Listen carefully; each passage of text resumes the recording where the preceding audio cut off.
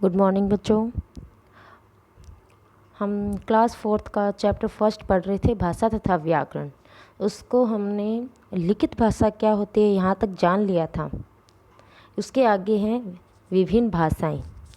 प्रत्येक देश की अपनी अपनी भाषा होती है जो देश के निवासियों द्वारा बोली व लिखी जाती है।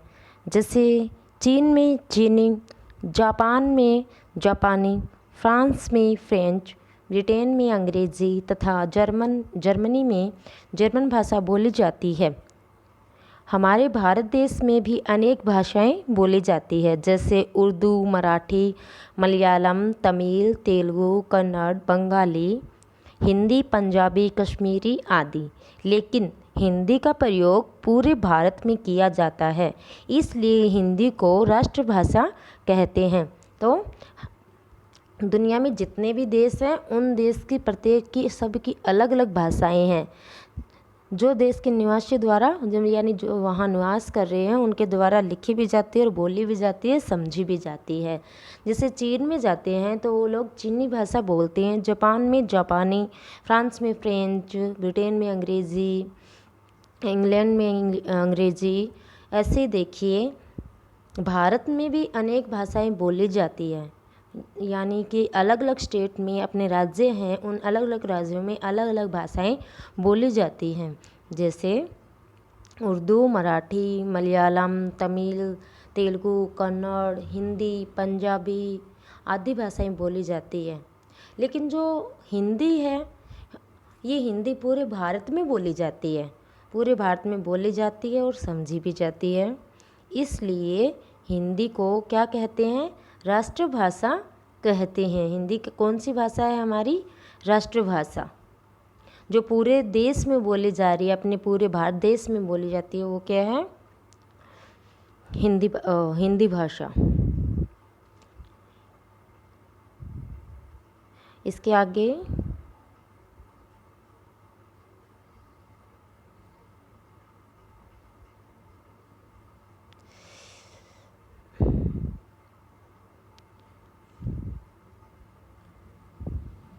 तो बच्चों विभिन्न भाषाएं होती हैं और अलग अलग देश में अलग अलग भाषा बोली जाती है।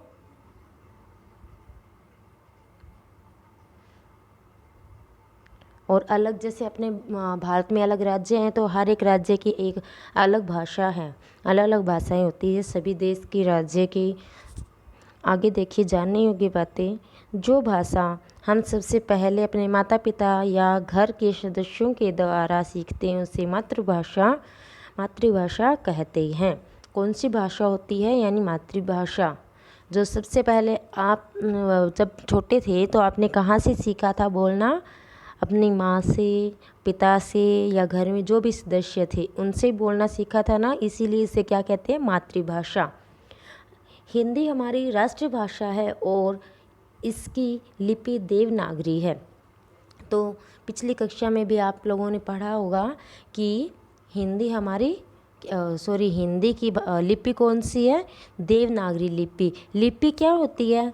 लिपि वो होती है जिसे अलग अलग ध्वनियाँ होती है, जैसे हम बोलते हैं क, आ, जैसे ए, बी, सी, ये बोलते हैं ना, तो इनके लिखने के लिए निश्चित चिन्ह दिए होते हैं। जैसे हमने लिख दिया हम बोल रहे हैं ए, तो ये ए, ये रोमन लिपि का क्या है? चिन्ह है। जैसे बोल दिया प, ये देवनागरी लिपि का चिन्ह है। तो हिंदी भाषा किस में लिखी जाती है?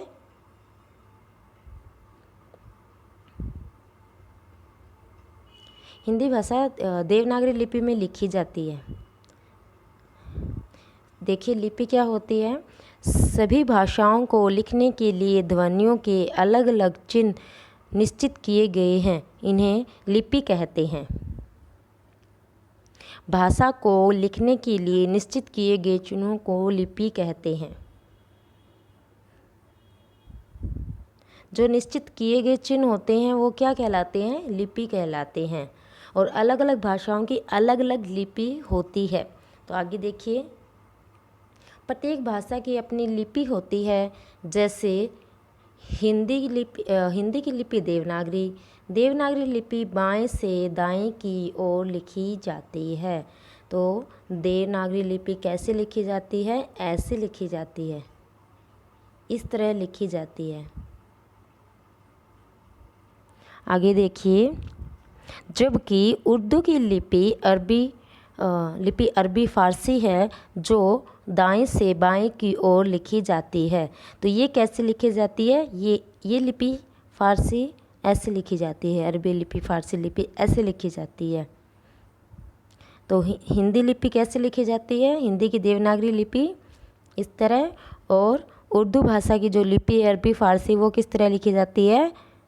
ये, यानी दाएं से बाएं और ऊपर वाली बाएं से दाएं लिखी जाती है। तो हिंदी लिपि और देवनागरी लिपि और अरबी फ़ारसी लिपि में क्या अंतर है? ये देवनागरी लिपि बाएं से दाएं लिखी जाती है, अरबी फ़ारसी लिपि दाएं से बाएं की ओर लिखी जाती है। इसी प्रकार अलग अलग भाषाओं की अलग अलग लिपियां हैं, मैंने बताया आपको। जैसे अंग्रेज़ी भाषा की लिपि कौन सी है? रोमन। पंजाबी की गुरुमुखी, संस्कृत की देवनागरी, बंगाल की बंगला आदि। आगे देखिए व्याकरण। व्याकरण क्या है? व्याकरण नहीं होती। व्याकरण, पहले तो ये देखो व्याकरण हमें कैसे सहायता करती है। अगर व्याकरण है तो हम शुद्ध रूप से किसी भी लिपि को बोलते हैं, लिखते हैं और समझते भी हैं। हर एक लिपि की हर एक जो लैंग्वेज होती है, भाषा होती है, उसकी व्याकरण होती है। जैसे देखिए, किसी भी भाषा को शुद्ध रूप से सीखने के लिए हमें भाषा की नियमों की जानकारी होना बहुत ही ज़रूरी है। इन नियमों की जानकारी हमें व्याकरण से मिलती है। तो व्याकरण में क्या होता है? भाषा का नियम होते हैं। व्याकरण से हम उस भाषा को शुद्ध रूप से बोलना, पढ़ना व लिखना सीखते हैं। व्याकरण क्या कराता है? हमें भाषा को बोलना, लिखना और पढ़ना सिखाता है। जैसे इंग्लिश है तो इंग्लिश की भी अलग ग्रामर होती है, संस्कृत की भी अलग ग्रामर होती है, ऐसे ही हिंदी की भी हमारी अलग यानी व्याकरण ग्रामर है। ये व्याकरण हमें कैसे सहायता करती है? इसमें नियम दिए हुए होते हैं जो हम उपयोग करके शुद्ध बोलते भी हैं, लिखते भी हैं और पढ़ते भी हैं। व्याकरण क्या है? व्याकरण एक ऐसा शास्त्र है जो हमें भाषा के शुद्ध रूप का ज्ञान कराता है। भाषा के शुद्ध रूप का ज्ञान हमें कौन कराता है? व्याकरण। तो बच्चों, हमने इस चैप्टर में भाषा, लिपि और भाषा के रूप, व्याकरण आदि के बारे में जाना। तो एक बार फिर से रिपीट कर लेते हैं इन टॉपिक को।